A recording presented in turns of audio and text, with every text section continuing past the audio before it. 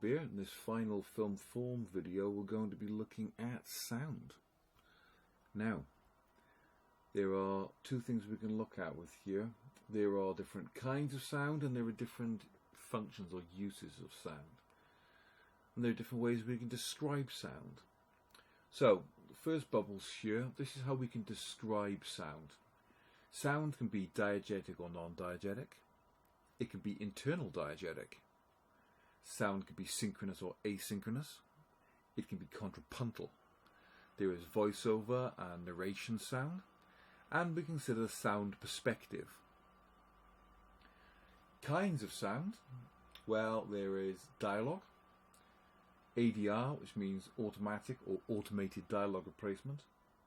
Production sound, also known as while or sync sound. Atmosphere, atmospherics, also known as ambient sound. Sound effects, Foley. There's the entire idea of sound design and how certain sounds have to be created. And there is music. So let's go through these one by one. Right, first thing to remember is that in most films, anywhere between minimum 70%, but usually between 90 and 100% of all the sound and dialogue has actually been added in post-production. So very little of the sound that's recorded on location or in the studio when they're filming the movie actually ends up in a finished movie. All been replaced later. Even silent films, remember, had musical accompaniment. So even silent films were never completely silent. We, as viewers, have a tendency to underestimate the importance of sound and music in film. Sound and music have an incredibly powerful role in shaping audience response. Many students tend to underestimate sound when they're writing their exam answers. People have a tendency to focus too much on mise-en-scène in particular at the expense of editing and sound, when in many ways they are the two most important elements. So, first of all, how can we describe sound? Well, we can describe sound according to where it's coming from. There is diegetic sound. Diegetic sound is sound that's coming from the story world, i.e. the diegesis. There is non-diegetic sound. That sound's not coming from the story world. And there is internal diegetic sound. These are characters' thoughts. Now, how do we know which one's which? Well, ask yourself, is this a sound that the characters in the film can hear? Right? We see someone fire a gun. We hear a gunshot. The characters in that world can hear it. It's diegetic. There are also certain sounds that only the audience can hear. The characters in the film can't hear it. That is non-diegetic sound. The vast majority of the music in films is non-diegetic. It's, you know, when you see James Bond walking across, you know, hotel lobby and we can hear his theme song, he can't hear it. That's non-diegetic. An internal diegetic is a character's thoughts. It's coming from that story world, but only that character and we, the audience, can hear it. Other characters in that world can't, usually. We can also describe sound as synchronous, asynchronous, or contrapuntal. Synchronous sound is a sound that matches up with the thing on screen. We can see it, we can hear it. We see someone fire a gun, we hear a bang. That's synchronous sound. Asynchronous sound is we can hear it, it's clearly coming from that diegetic world, but we can't necessarily see the source of the sound. So, for example, we've got a sequence that's set in the countryside. We can hear birds singing, we can't see the birds. We know that the birds are in that world, we just can't see them. That's asynchronous sound. Specifically, that's atmospheric sound. Contrapuntal sound is where the sound, or indeed the music, contradicts the image. They don't match. This is what Sergei Eisenstein would call an intellectual montage and a vertical montage, okay? Because you would only put that sound on there because you're trying to make some kind of specific meaning, right? So, let me think of an example. really jaunty, happy music playing while something sinister is happening is contrapuntal music. Classic example of this in Reservoir Dogs, the bit where Mr. Blonde cuts the cop's ear off and we hear Stuck in the Middle of You by Steelers Wheel. That's a happy, jaunty, fun song, but associated with something truly horrific we're seeing. That's contrapuntal. You can also do this for comic effect as well, like, you know, if something makes a noise not expecting it to make. You know, you see somebody firing a gun and it quacks like a duck, that's contrapuntal. We can also consider sound perspective. Now, this is something that we don't tend to think of very often unless you own a surround sound system. It's about where the sound is coming from. Now, remember, Apocalypse Now invented 5.1 surround sound system. In the early days of cinema, sound was mono-aural. It only came from one place. There was one speaker behind the cinema screen, and that's where the sound came from. Not including silent cinema here, obviously. Later on, they invented stereo. We're familiar with stereo. That's what you get on your headphones. You might have two speakers on your hi-fi system at home if you have one. That's stereo, right? A lot of televisions are stereo. They'll have, you know, speakers on either side of the screen. If you've got a surround sound system, however, you might have 5.1, 6.1 or 7.1 surround sound system. Potentially, if you've got Dolby Atmos, you might even have an 8.1 surround sound system. Okay? We've got a 5.1 surround sound system in our class in college. Right? This is a 11.1 surround sound system, the likes of which you might find in a cinema. Right? Normally, with a 5.1 surround sound system, you will have a center speaker, right? This is behind a cinema screen or on a television. It sits below your TV. This delivers most of the dialogue. You will then have a left and right front speaker and a left and right rear surround speaker. They have surround effects. Okay, most of it's coming out of the center speakers, but you'll also get it coming out of the background as well to give atmosphere. They can also have a Dolby effect, so you can make sounds go from one speaker to the next, so it makes it sound like, say, something's passing you. You will also have a subwoofer, not pictured on here, which is a great big booming bass box. That does really big, loud bass sounds. Low frequency, I guess that's the subwoofer on here. So low frequency sounds, that's non-directional, you can put that ever you want. That gives you the big bass noises for like explosions that make the floor rumble, right?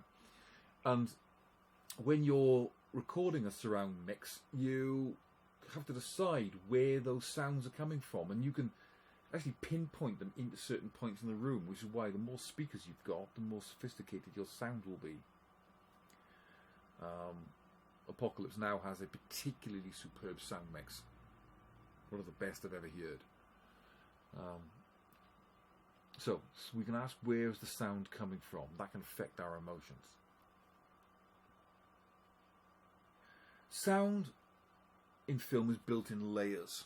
Now, a lot of this I'm taking from the Vanity Fair video about doing the sound for Ford versus Ferrari, they call it. It's Le Mans 66 in this country. It's a really superb video. I highly recommend you go watch it. Okay. But as you can see here, it tells us what some of the layers are. Dialogue, music, sound effects, background, Foley, sound effects.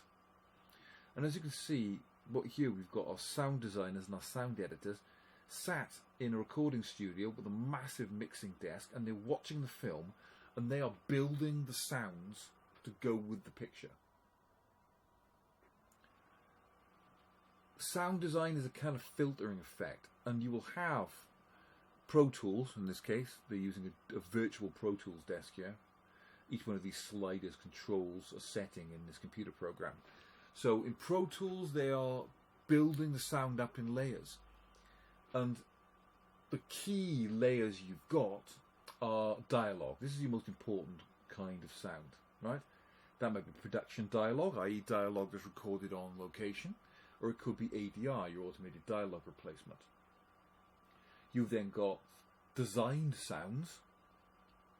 You've got practical sounds that were recorded on location. You've got your backgrounds, your atmos, your atmospherics, your ambient sound, basically. You've got Foley. These are things like footsteps, clothing rustles, things like that. All of which are recorded separately. Then you've got your music, which could be source music, i.e. music that's in the scene, so like someone turns on a stereo, you can hear the music, right? Or it could be the score that's been specifically written for that film. Usually, like an orchestra will have recorded that. Or it could be a digital score, recorded electronically. Or it could be also the soundtrack, where you use specific songs that are very good for evoking a sense of time and place. And as you can see, all of these get filtered into the final sound mix. Your Foley track itself, for example, for a particular scene, could be made up of hundreds of individual sounds that have all been recorded. Every single, if you've got 4 or 5 characters walking along, well, you have to record all of their footsteps separately. So one element of the Foley track is just the footsteps. Another element is the rustling of their clothing. They go up to a door, they open and shut the door. That will have been recorded as Foley. Explain what that is later. So every one of these is a different element that gets filtered into this final sound mix. It's a very, very complicated process, and your final film could have tens of thousands of soundtracks laid into it. The most important of these sounds is, of course, dialogue. Now, where's all this sound coming from? There are sync sounds and wild sounds. Dialogue and sound effects can be broken into categories that relate to the picture reference that's being used during their creation. These terms are sync and wild. Sync sound is sounds recorded with reference to the pictures. It's synchronized. The sound matches what we can see. Dialogue and location sound effects, for example. This is often replaced later. Dialogue is often replaced as A.D.R. Sounds are often replaced with sound effects. Wild sound is sound that's actually recorded on location and doesn't really match the pictures. So in other words, your atmosphere, your ambient background sound. As I said, most of the sound that's recorded on location will just be used as a guide track. Right, and they'll replace it later because, if you're recording on location, locations are very noisy. Right, so usually the quality of the sound you've recorded on location isn't good enough to use in the final film, unless you're recording something very quiet. On the other hand, if you're recording on a sound stage, in a studio, it's much easier to control your sound there. So you might actually use more of the sound that are recorded on set. Of course, it all depends what kind of movie you're making as well. If you're making like a little indie movie, then you probably use more of the location sound and less of it's going to be added later.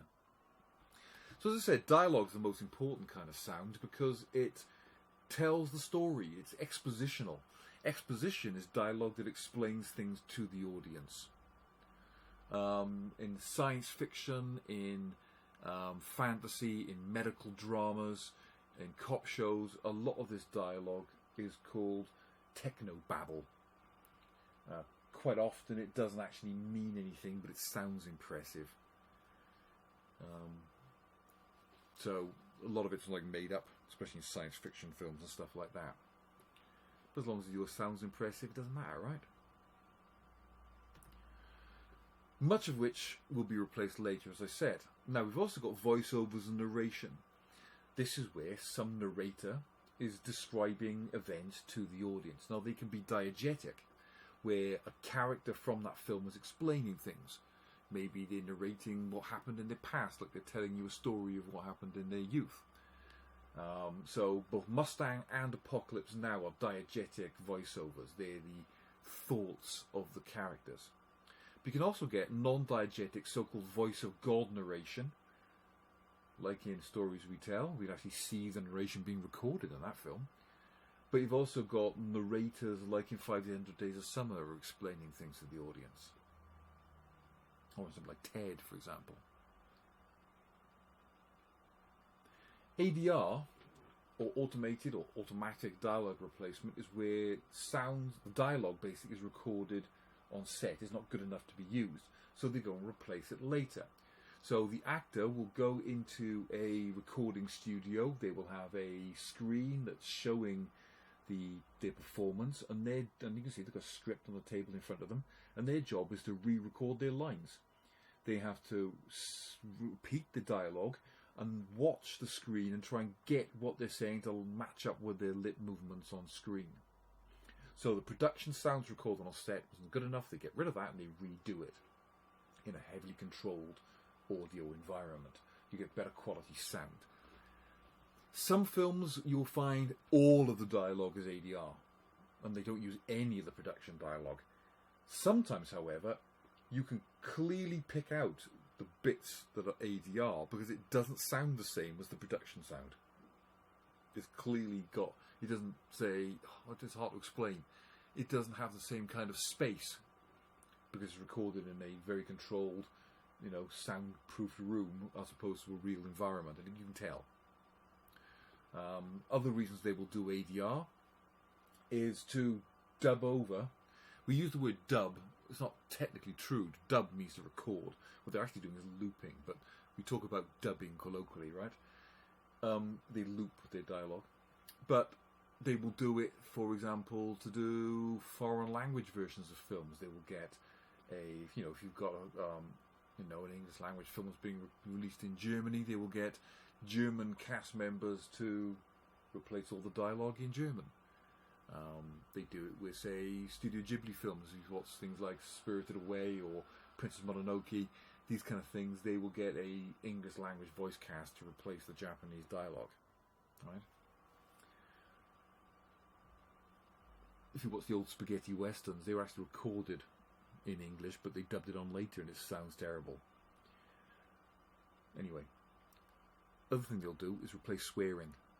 So if you want a TV version or an airplane version of your film, you have to replace the swearing, so they'll come in and dub over it with something that replaces it. There's also sound effects. Now, sometimes these can be recorded live on location, right? Now, in Ford versus Ferrari, the Fords in Ford versus Ferrari are Ford GT40 racing cars. So if you want the sound of a Ford GT40, the easiest way to do that is to get Ford GT40 and record it. Right? That makes the sound very realistic. Or you could go to a sound library and just get some sounds from a sound library. Right?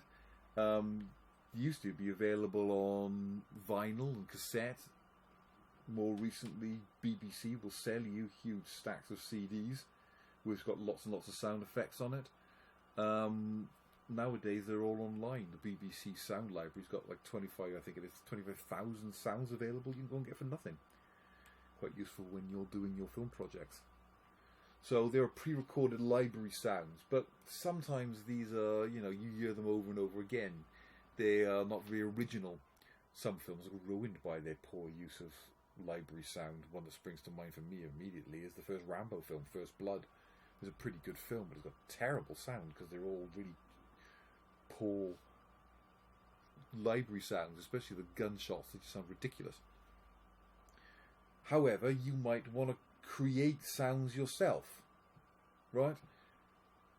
If you've got a film with a donkey in it and you want the sound of a donkey, you just go and find some donkeys and record them. But if you're making a movie with dinosaurs in it, you can't go and record the sounds of dinosaurs. You have to fake it. Famously in Jurassic Park, the sounds of the Tyrannosaurus Rex, and that was the sound of a couple of turtles mating. But who knows what a dinosaur sounds like? Yeah? So you get animals that make loud, scary noises. You take the sounds of lions and tigers and, badgers and bears and things that make growling noises, and you use those. I read recently, however, that according to scientists, Tyrannosauruses might have quacked like ducks. Wouldn't be quite scary, would it? Anyway, sometimes sounds have to be created. So like I said, if you're watching a science fiction film and they've got the sound of a spaceship, like a TIE fighter or an X-Wing in Star Wars, well, you know, those things don't exist. You have to fake it. And this is where a sound designer comes in. Ben Burt, the sound designer for Star Wars, recorded sounds where, say, like the laser blasts were him hitting the guide wire that was holding up a radio antenna, hitting that with a spanner. That was the laser blast noises. The speeder bikes in Return of the Jedi, the sounds of that were made by he was like recording sound in his house one day, and he heard a weird noise outside, and he rushed outside, and it was some workmen who were using a pneumatic drill to dig up the road, and they'd got a stone stuck in one of the pipes of the pneumatic drill, and he said, "Don't fix it, let me record that." And he recorded that sound, and it became the sound of the speeder bikes. The lightsaber noises. One day he noticed that when he walked past his television with a microphone in his hand, and some of the plastic coating had come off the wire, it made a humming noise. So basically, to do the swooshing noises of the lightsaber, he stood in front of his TV with a slightly damaged microphone and waved it back and forwards. And then when they clash together and they make that clashing noise, that's just two blocks of polystyrene being rubbed together. So sometimes sounds are created. If I can find it, I'll put it on here as well. I've got a video from the DVD extras of Terminator 2. By the way, the Terminator 2 DVD extras are like a masterclass in how to make a film. They're highly recommended. The shotgun noise from Terminator 2. There's a bit where the Terminator shoots the T-1000 in a corridor. And that sound is made up of a mixture of different sounds. Guns, in reality, sound a bit boring. They make flat cracking noises. So normally what they do is they go one up. So if you want the sound of a pistol, you use the sound of a rifle, because it sounds more impressive. If you want the sound of a rifle, use the sound of a shotgun. If you want the sound of a shotgun, use the sound of a cannon. Right? So you go one up. But in this, what they did is they took the sound of a .38 pistol being fired. They took the sound of a .38 pistol, which they phased by putting an electronic kind of sound on it. That gave you a kind of cracking noise. Then they took the sound of a shotgun being fired to give you a bit of a low bass sound. Then they added a sound of a cannon being fired to give you more low bass sound. Then they gave the sound of a rifle being fired in a canyon to get an echo. They layered all those together, and that became the shotgun sound. So that one gunshot was made up of about 5 or 6 different sounds mixed together. Then you've got Foley, named after Jack Foley, who invented it. Foley artists are sometimes called walkers because they do all the footsteps. Now you can see here, look, you've got a floor which has got all sorts of different surfaces on it. Sand, gravel, metal grating, concrete, tarmac, whatever, bits of leaves and dirt. And their job is to watch the screen, watch people's footsteps, and try and match their footsteps with what they can see on screen. But they will do all sorts of different noises. And the Foley department in a recording studio is usually where every bit of junk you can care to mention gets dumped, because you can use it for all sorts of different things. Someone's in a film opening a box of cereal. What? You got a box of cereal you can open. Right? So there'll be doors with all sorts of different locks on it, for example. This shot here is the sound of someone recording a sword fight by just banging 2 knives together. Another famous one that sticks in my mind is in The Exorcist, where Regan's head spins around. The sound of that was the sound designer taking his wallet, which had a leather wallet with credit cards in it, and twisting it in front of the microphone. Stabbing noises are usually people stabbing cabbages, because they make a nice crunchy noise.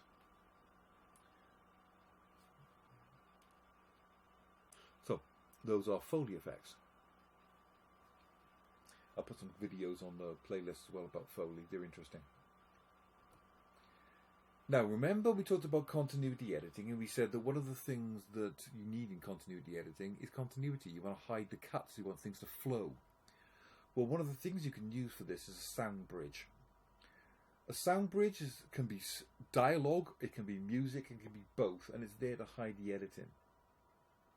So, what you've got, the sound from, you've got 2 sequences, sequence A and sequence B. You're transitioning from sequence A to sequence B. So what you'll do is you will have the sound from sequence B start before we see the pictures. We can still see sequence A, but we're hearing sequence B. That helps to prime our brain into what we're going to see next, so we're distracted from the cut. Music can do the same thing. It also links things together so the audience doesn't notice the cut. Now we've got music. Music is very important. Music was there even in the days of silent cinema. Music has an incredibly powerful tool, an incredibly powerful role to play in manipulating the audience. And there are different kinds of music. There is incidental music, the score, the background music, that's principally there to manipulate our emotions. There are themes. Themes identify things. There are leitmotifs, they identify characters, and there is the soundtrack. Soundtrack means all of the sound in a movie. That includes atmosphere, dialogue, foley, sound effects, music, everything. But when we're talking about in a music context, we usually mean songs. We think of a soundtrack album. These are songs from the soundtrack. So when we're talking about soundtrack, we're usually meaning music that's pop music, usually. So, like any other kind of sound, music can be diegetic or it can be non-diegetic. So, you know, if, as I said, we got a scene in a bar and we can hear music, it's probably coming from the jukebox. You know, if we're watching La La Land and we can see the characters singing, we can hear them singing, it's diegetic. But if no one in the film can hear it, it's only there for the audience, then it's non-diegetic. So we've got to ask, where's this music coming from? Where's it being sourced from, right? Sometimes, sound sourcing, music can start off diegetic and then be taken up by the film's score and it becomes the score. Or the other way around, it starts as a score and becomes diegetic.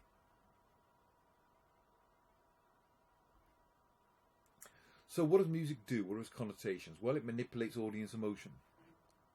It works with the editing to create rhythm and pace. It establishes character, like I said, we call that leitmotif. It identifies things, that's theme. It has dramatic impact and it can be used as a sound bridge. As you can see, we've got leitmotifs, ostinati, Mickey Mousing, and atonal music. Now, what do all these do? By the way, got a lot of this from BBC Bite Size. Good resource, GCSE resources, but they'll do the job for us too. When the music is precisely synchronized with events on screen, this is known as Mickey Mousing. Somebody slips on a banana skin, you could use a descending scale followed by a cymbal crash. We often see this Mickey Mousing in comedy films. In a film score, the orchestration, that's organisation of musical instruments for an ensemble performance, and instrumentation, particular types of music being used in music, can be very important. So what kind of instrument are you using? Right? Instrumental colour, for example, can suggest certain images. You know, if you are setting your scene in Scotland, you're going to have bagpipes on your soundtrack, because that instantly tells us we're in Scotland. Muted brass sounds can connote something sinister. Think of the classic shower sequence in Psycho, where it just uses strings, and it sort of like grates on your nerves. It's such a horrible sound.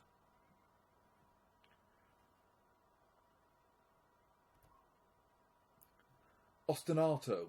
This is a short melodic phrase repeated throughout a composition, sometimes slightly varied or transposed into a different pitch.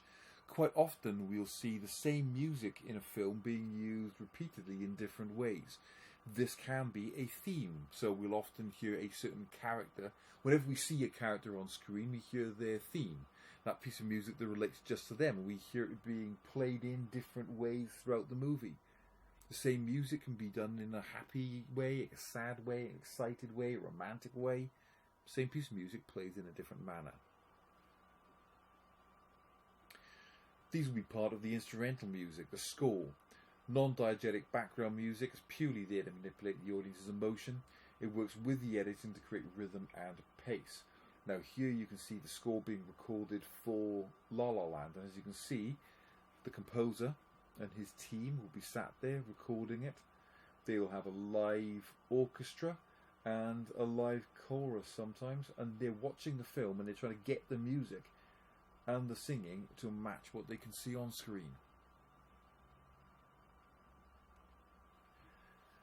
As we said, theme music is music that identifies something, a character, a place, or an idea, or it can be the film's signature title music.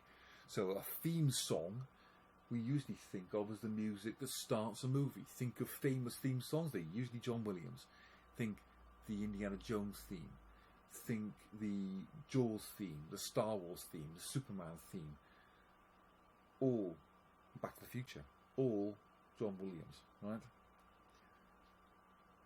James Bond, John Barry's music for James Bond, for example. We see that music start the movie. But there can also be other kinds of themes. As I said, themes identify things. A kind of theme is called a leitmotif. Leitmotif is a recurring musical idea, a melody, a chord sequence, a rhythm, or a combination of these that's associated with an idea, character, or place. And these can be manipulated and match the action and mood of a scene. The Incidental we talked about earlier, right? Think of the Jaws music. Think of Darth Vader's Imperial March. Whenever we see Darth Vader, we hear his music. One of the classic things in Jaws is sometimes we hear the music and we see the shark.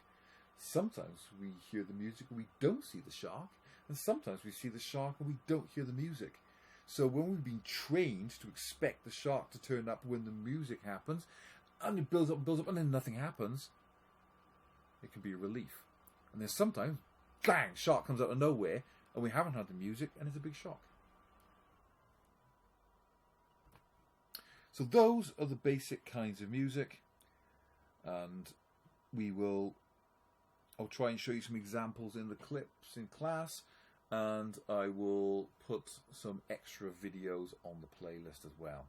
So all of that makes up film form. If you've got any questions, you know where I am, and I'll see you in whatever video I do next.